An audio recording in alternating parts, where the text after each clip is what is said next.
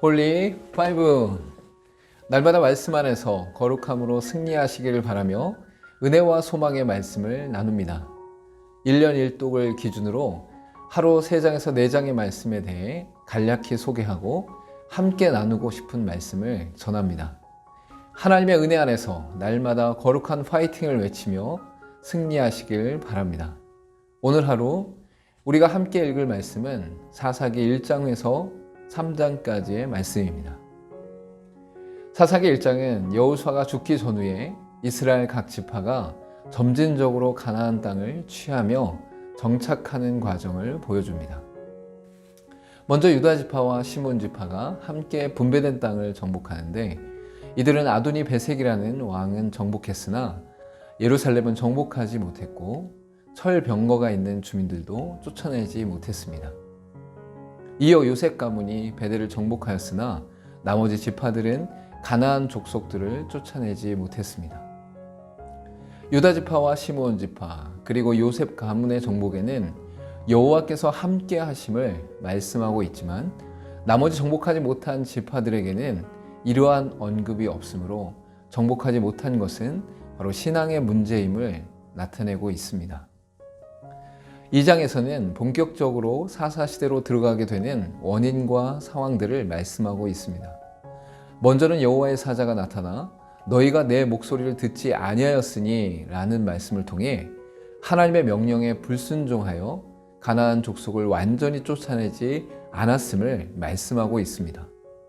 이어 여호수아를 비롯해 여호와께서 이스라엘에게 행하신 일들을 보았던 자들이 살아있을 때에는 여호와를 섬겼으나 여호와와 그의 행하심도 알지 못하는 다른 세대가 일어남으로 말미암아 사사시대의 혼란이 시작되었음을 말씀합니다. 결국 이스라엘은 여호와를 버리고 바알과 아스다롯을 섬김으로 여호와의 진노가 이스라엘에게 임했습니다. 사사들을 보내어 구하려고 하셨으나 이스라엘은 사사들의 말에도 순종하지 않았고 결국 가나안 족속들을 남겨놓아서 이스라엘의 가시가 되게 하셨습니다. 3장에서는 이스라엘을 시험하기 위해 가나안 족속을 의도적으로 남겨두셨고, 이들은 이스라엘을 약탈하고 공격하였습니다. 이는 이스라엘의 불순종한 결과로서 이스라엘을 향한 징계의 도구로 삼으셔서 하나님을 의지하도록 하셨습니다.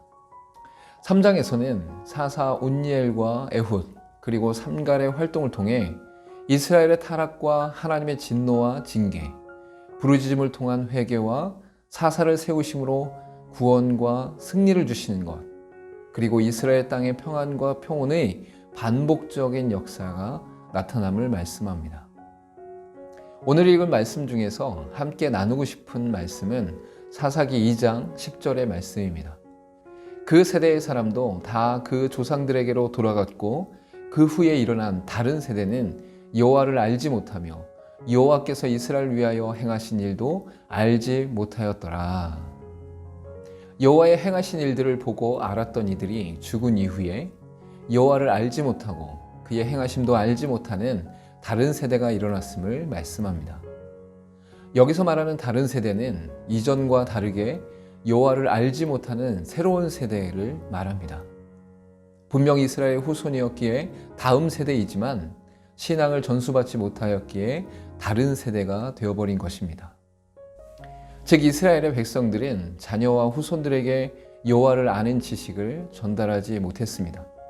부모 세대가 자녀 세대에게 전해야 하는 것은 물질과 재산과 인기가 아니라 하나님의 말씀과 하나님에 대해 전인격적으로 온전히 알도록 전하는 것입니다. 하나님과의 관계가 끊어지지 않도록 하는 것이 중요합니다. 함께 기도하겠습니다. 믿음의 세대인 우리에게 주어진 중요한 사명이 다음 세대들에게 복음을 전하고 하나님을 믿는 신앙을 온전히 전수하는 것임을 깨닫고 감당하게 하옵소서. 예수님의 이름으로 기도합니다. 아멘.